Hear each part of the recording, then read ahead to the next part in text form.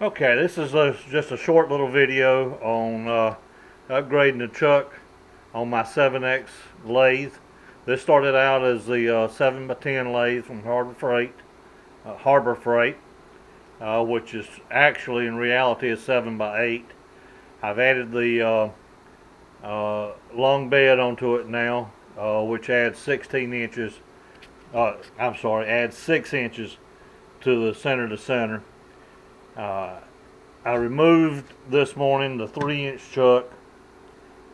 I have a 3-inch and a 3-jaw and a 4-jaw version of the 3-inch, and installed the 5-inch chuck from Little Machine Shop. This comes complete from them. Part numbers 2, 3, 4, 5. But it has the chuck, the back plate, and I didn't realize it at the time I ordered it, but it actually included the studs as well, the mounting studs. And I ordered another set from Little Machine Shop, which was $2 or $3, something like that. So I've got an extra set of studs now, no problem. But the first thing I wanted to show you was I've not done anything but clean the face of the spindle off. I did save you the joy of opening the cardboard box.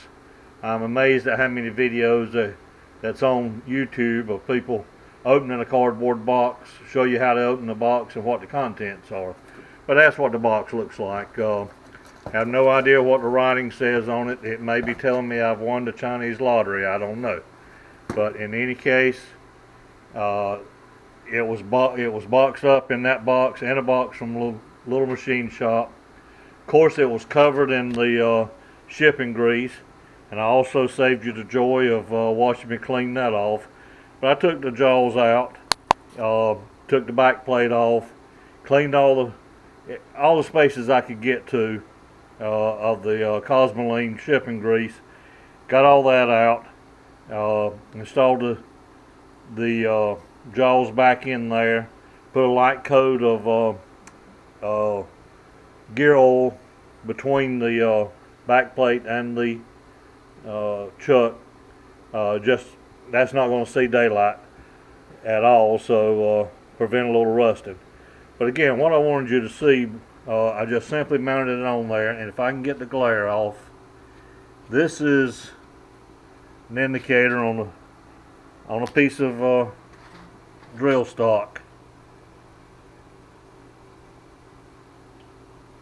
As less than 1/1000th run out on this chuck.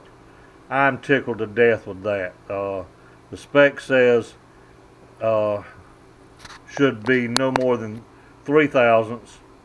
My little 3-jaw that was on there, of course the little 3-inch, I'm sorry, the jaws probably need grinding on them, but that was close to 8/1000ths run out on that. Now, there's been talk that to put this big of a chuck on this lathe will require some hand action to get it started. Again, I've just simply mounted it on here. Starts with no problem whatsoever. That's about half the range, about 550 RPMs. This is on the low range. It's slinging oil on me right now from where I oiled everything down. You will notice when I turn it off that it will coast down just a little bit, which the 3-inch didn't do that. Like I say, I'm tickled to death with it so far. I'm going to put the outside jaws in it. It does come with a set of outside jaws as well. I'm going to put them in it. I've got a piece of 3-inch material that I want to face down this morning, so we'll see how that goes. Take care. Alright, I'm kind of excited about getting to use this, and but a couple other things I wanted to say before I took these jaws out. I had some question in my mind, and it was also pointed out to me, that wondering if the lathe had enough swing on it, being 7-inch, to handle the 5-inch chuck. I've got the inside jaws backed out as far as they'll go right now. LMS actually has a chart on their website that tells what the maximum practical, or what the practical diameter for the inside jaws and the outside jaws for the 3, 4, and 5, 5, and 6 inch chucks. So if you got any question about that, it'd be better to look at that. It's down in the, if you look up any one of the chucks, down in the bottom under, I think it may be the compatibility tab or the notes tab, one or the other. But in any case, these jaws are backed out to the maximum right now, and there is still plenty of, well, I'm not going to say plenty of space,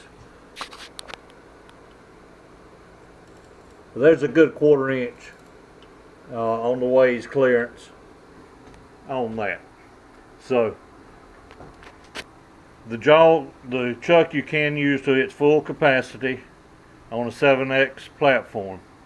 Another thing, any of you that's got these lathes know that the spindle size is approximately 3/4 of an inch.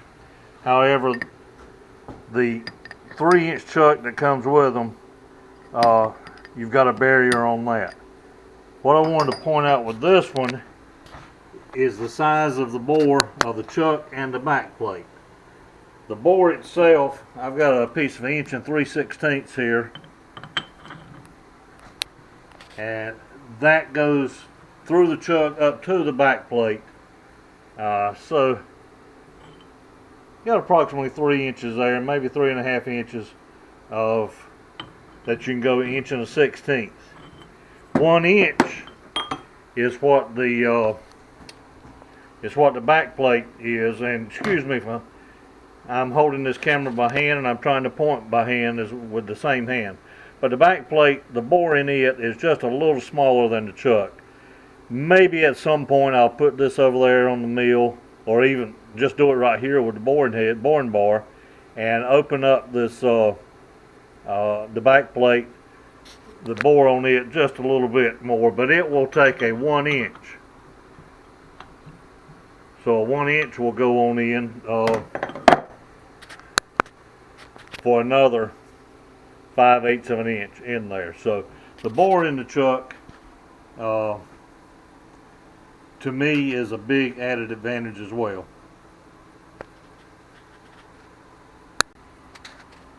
Now I have the outside jaws installed, and I've got them about 1 tooth in, about at the practical use. And we have now, still have 3/16 to maybe a 1/4 inch of clearance.